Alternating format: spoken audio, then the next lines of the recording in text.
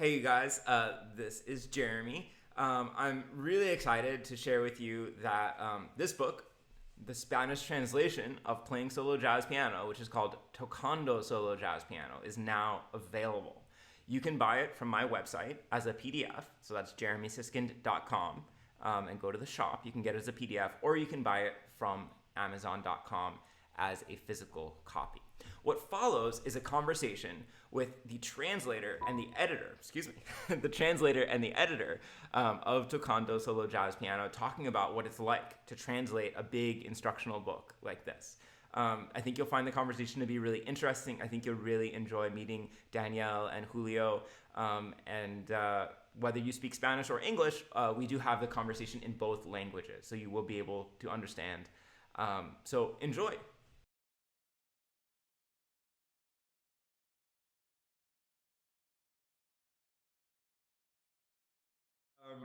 Today's a special day because I'm announcing that my first big instructional book, Playing Solo Jazz Piano, is available in Spanish. Danny, would you mind translating that? Muy buenas, es un placer estar de vuelta acá y estoy muy orgulloso de presentar este nuevo libro que se llama Playing Solo Jazz Piano en inglés. Ahora está ya está disponible la versión en español que se llama Tocando Solo Jazz Piano. And today I wanted to celebrate by talking with the translator of the book, Dani Ayala, and the editor of the book, Julio Barreto. Can you translate that for me, Dani? También quería celebrar con este video hablando con los responsables de esta traducción. La traducción, quien les habla, Daniel Ayala, y el editor Julio Barreto. Do you guys want to say a little bit about yourselves? Dani, maybe you first. Seguro. Mi nombre es Daniel Ayala, soy originalmente de Paraguay, Asunción, Paraguay. Viví 6 años en los Estados Unidos, donde hice 4 años de bachelor, de licenciatura y 2 años de máster. También soy, aparte de pianista, soy también compositor y docente. Y fui el encargado de traducir el libro de Playing Solo Jazz Piano al español. And Julio? Bueno, mi nombre es Julio Barreto, soy un pianista, productor, compositor y arreglador de Argentina. Actualmente trabajo como compositor y arreglador de la Atlanta Pops Orchestra en Atlanta y también como pianista y arreglador de la cantante y compositora Chloe Agnew de Celtic Woman de Irlanda. Soy graduado con honores del Berklee College of Music en Boston con 2 maestrías en arreglos y orquestación y otra en producción musical y grabación. Fui docente en la Universidad Nacional del Litoral en Argentina por 7 años aproximadamente y luego me mudé formalmente a los Estados Unidos en 2018 y fui profesor de Jacksonville State University, Gadsden State Community College y actualmente a la par de trabajar como arreglador de Atlanta Pops Orchestra y Chloe Agnew como su pianista, también trabajo como director de Music Education en el Oxford Performing Arts Center en Alabama, Estados Unidos. Do you want it in English now? Of course. Yes, I'm an Argentinian pianist, producer, and composer and arranger and I'm working currently with Atlanta Pops Orchestra, and Atlanta is their new composer and arranger, and also Irish pop singer-songwriter Chloe Agnew from Celtic Woman, and graduated with honors from the Berklee College of Music with 2 master's degrees, one in arranging orchestration, the other one in music production. I'm former teacher of UNL in Argentina from the piano department, and I was a full-time teacher also at Jacksonville State University and Gadsden State Community College. And currently I'm director of music education at the Oxford Performing Arts Center in Alabama, the United States. Amazing. Danny, do you want to give yours in English? Sure. Well, my name is Daniel Ayala, and I'm a pianist, composer, and also a teacher. And I currently live here in Paraguay, in Asunción. But I lived 6 years in the US where I got my bachelor's and master's. And I recently just released my first album as a composer and pianist with my quintet. So feel free to check that out too. It's on Spotify and all the digital platforms. And I currently live in Asunción, Paraguay, where I play and I compose and I teach music at the National University too. Yeah, amazing. And what is that? What is the album called? It's called Sugestión. In English would be suggestion. In Spanish is Sugestión. El álbum se llama Sugestión. Lo pueden encontrar en todas las plataformas digitales. Espero que les guste. Awesome. So I want to know for both of you, as a translator, Dani, and as an editor, Julio, what was the process like? I gave you this big book to translate. How did it go? What did you do? Dani, you want to? Sí, claro. Bueno, creo que la parte más difícil, no sé si difícil, pero la parte más complicada de traducir es que uno tiene que cambiar, digamos, el switch mental de inglés a español constantemente, ¿verdad? De repente cuando uno habla en un idioma, ya sea en inglés o en español, está pensando en ese idioma. Y cuando uno traduce, especialmente un libro así, un proyecto tan grande, uno tiene que estar cambiando constantemente ese switch. A veces uno, cuando está en el, digamos, en el modo inglés, de repente se olvida palabras en español, ¿verdad? Ya que está muy inmerso y muy metido en el idioma, entonces de repente se olvida uno términos o palabras en su idioma nativo, ¿verdad? Entonces, digamos que esa es la parte más difícil de traducir algo, es cambiar constantemente ese chip de español-inglés, español-inglés, español-inglés. Es muy, muy difícil. Can you say that in English? Sure. So it's I think the most challenging part when it comes to translation is like having that switch mentally between English and Spanish, because you have to go back and forth between one and the other. Like when you speak English or when you speak Spanish, like you're immersed in that language and you think in that language. You're not actually translating every single word when you speak in English, like you're thinking in English.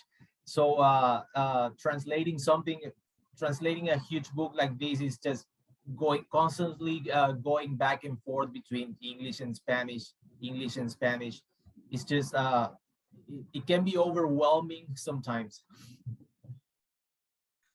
And Julio, what was the process like for you as the editor? Of course, I'm going to go in Spanish first. Para mí, digamos, la parte mía fue la más disfrutable, quiero decir, porque me sentí como el ingeniero de mastering, donde te dan música maravillosa que ya está perfectamente mezclada y lo único que hay que hacer es a veces dar el visto bueno, cambiar algunas pequeñas cosas aquí y allá.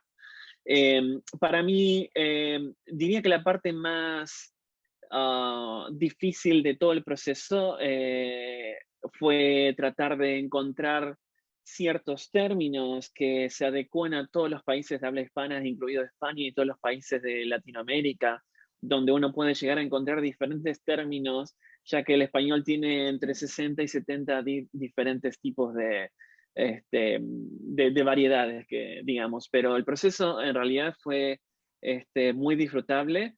Y bueno, gracias al trabajo que hiciste vos, Jeremy, primero, y Dani después con una traducción sinceramente brillante. Okay, I'm going to say exactly the same thing in English now. I was saying that for me, my part was the most enjoyable of it because I felt like the mastering engineer when you have this wonderful music perfectly performed and this wonderful mix handled to you. And sometimes as a mastering engineer, you have to do some things here and there, but everything is sounding perfectly fine. Everything is in perfect balance and it's just wonderful.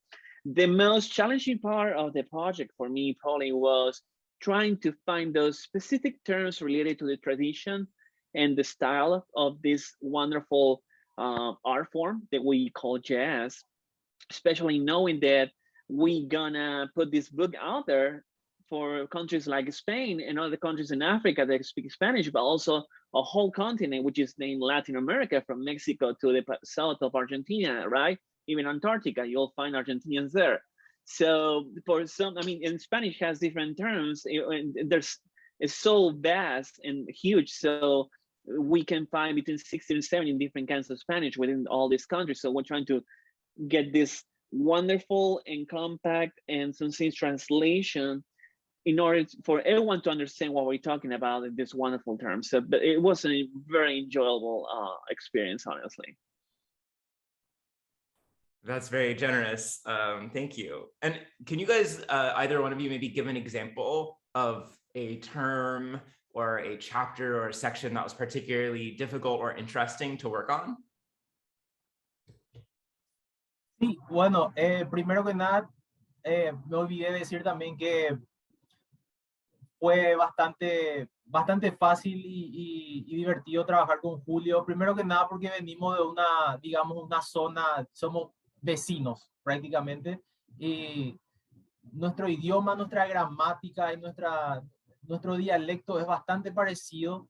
Por ahí el acento difiere bastante, pero en cuanto al español que hablamos es muy similar.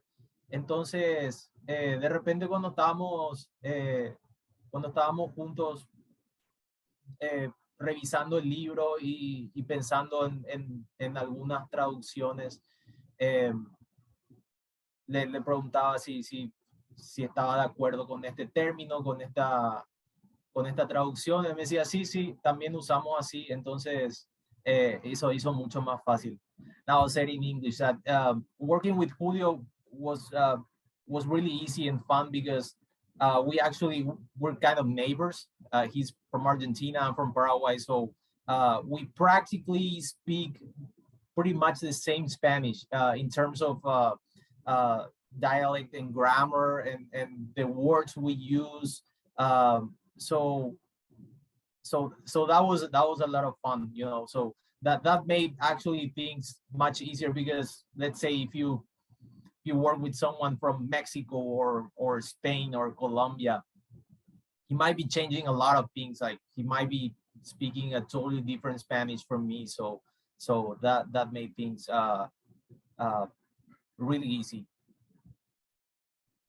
Oh, yeah, you were talking about some chapters and some sections that were challenging. Okay. Sí, bueno, al traducir especialmente un libro de jazz es bastante complicado en el sentido de que hay muchos términos todavía en inglés que no están traducidos al español y que probablemente no se puedan traducir o suenan raros traducir. Sé que en el capítulo, la sección que más tuvimos problemas, o que al menos yo tuve problemas, fue el de commentary, que creo que no traducimos, que dejamos así muchas palabras. De hecho, muchos términos se tienen que dejar de alguna forma en el idioma original, o la verdad no suena de la misma forma traducir literalmente a otro idioma. So I was saying that especially for me, it was I think the commentary chapter, one of the ones that we had more problems with. And right, so just to add, that's the stop-start rubato form, yes, which has a lot of things about commentary ballad. You can add in between phrases of a ballad. Yeah, it was one of the later chapters, I think. And yeah, when you translate, especially let's say the jazz language, it's really hard to translate some words, some terms that actually have no translation. Like, you can actually translate them literally, but they will sound really weird.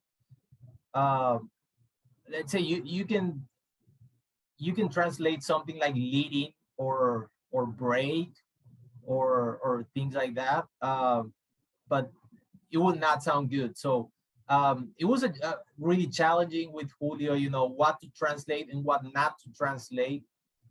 So let's say drop 2, for example. I think we talk about that because you can actually translate that to drop 2, but we actually left it like that. Julio? Sí, concuerdo. Y bueno, ese capítulo fue particularmente, ahora lo recuerdo. Lo que sucede muchas veces con la música es que música es más que música. Es decir, es más que el mundo de los sonidos. Es un mundo y tiene su propio ambiente cultural y su background. Sucedería lo mismo si de repente se crea una cátedra de tango en cualquier universidad o college en los Estados Unidos. Pasaría exactamente en reversa lo mismo. Es decir, habría términos que serían imposibles de traducir y encontrarle un sentido en ese idioma. Entonces, a la conclusión a la que llegamos es que esos términos son parte de la tradición cultural de esa específica música o tradición o vocabulario. Entonces, al dejarlos, lo que estamos logrando en el estudiante o la persona que está aprendiendo sobre ese género es a expandir su vocabulario. So what I was saying is, sometimes what happens is that music is just more than musical sounds. So jazz, it is a vocabulary and a device by itself, like tango music or any kind of or folk music around the world. So let's just think in an example of the opposite. If I were just creating a new curriculum, and any college or university in the US by teaching tango, there will be some terms that will be absolutely impossible in order to translate and find make sense of it. It won't, because there's a cultural background. Music is just, there's things in the music that goes beyond the music.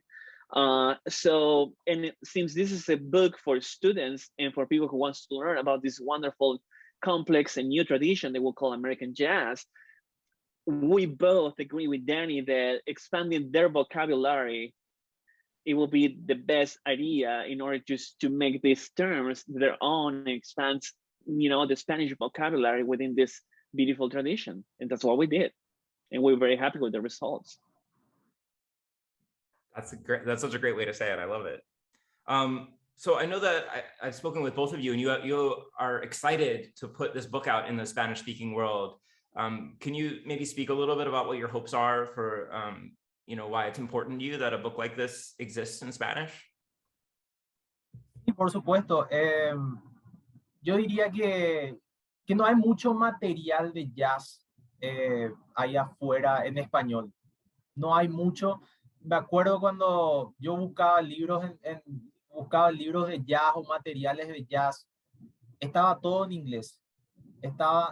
Era muy mínimo el material que había en español. Entonces, para aprender un poco de música moderna, de términos jazzísticos y todo eso, uno tendría que tener un nivel, digamos, básico de inglés, o entender algunas cosas, entender algunos términos. Entonces era muy necesario. Muchos me preguntan qué material pueden usar para empezar a estudiar jazz. Y les puedo recomendar muchos libros en inglés, pero como te digo, no hay mucho material así como este en español. Por eso es muy importante esta traducción, y creo que les va a servir a muchos. So I was saying that it was really hard back in the days, and still is, even to this day, to find material, like jazz material, whether it's books or even tutorials, whatever it is that you're looking for in Spanish. You can find a lot of material in English, of course, but in Spanish, it's like there's not a lot of material. So back in the day, I remember that when I was looking for jazz books or jazz tutorials, things like that, you have to have some level of English. Like you have to understand some English at least in order to, understand what you're reading, right? So I think this translation is I think it's a great step, actually, because that, like I said before, there's not a lot of material in Spanish for, jazz musicians or jazz students. Like a lot of young students or young people ask me about, material in Spanish. They want to start learning jazz. They want to start learning about chords, harmony, things like that.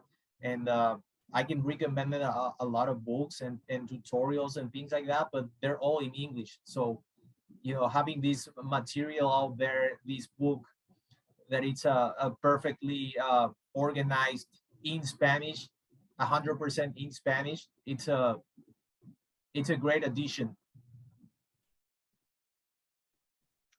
Sí, concuerdo definitivamente. Sobre todo, bueno, mi experiencia, Dani fue estudiante en los Estados Unidos en su undergrad y grad school también por 6 años, pero también ahora es un profesor full time y educador. Y a mí, yo tuve la misma experiencia, estuve enseñando 7 años aproximadamente como faculty.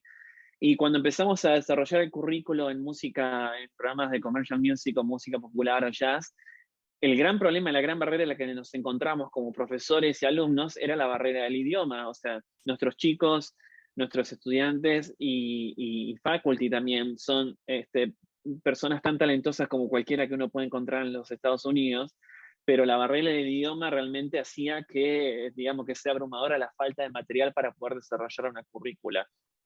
So I just agree 100% with what Danny was saying, that well, he was for 6 years a student here in the U.S. as an undergrad and grad student, and then he became a full-time faculty in his country. And I was a full-time faculty for the piano department in my country for 7 years. And it was, of course, the whole curriculum there was based as a conservatory, but when we started developing new careers and curriculum in jazz music, commercial music, pop music, and everything, the huge barrier that we found was the language and the lack of material that we have in our very own language in order to just translate that knowledge to our students.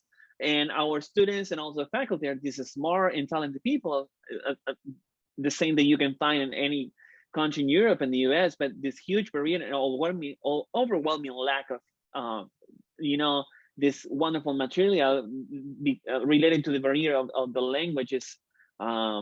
It was just insane. So now having this wonderful book, it will help you as a faculty to communicate to your students in a very organized way, to build this curriculum in semesters.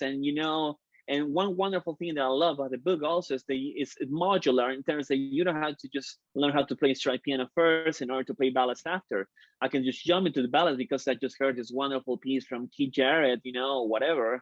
And then I could just build my own path as an artist and just develop my own very voice, as an artist and as a pianist. And I think that's wonderful.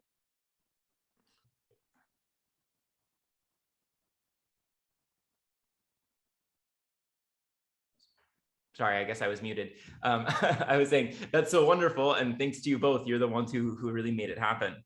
I think that's all my questions. Is there anything else that you'd like to add before I tell everybody where they can buy this book? Bueno, les invito a todos los estudiantes, docentes, aficionados, pianistas y no solamente del mundo del jazz, sino de cualquier estilo, porque no solamente está restringido, digamos, este libro a pianistas de jazz, ¿verdad? Hay capítulos en donde uno puede estudiar, digamos, corrientes un poco más modernas. Hay capítulos en donde creo que hablas de,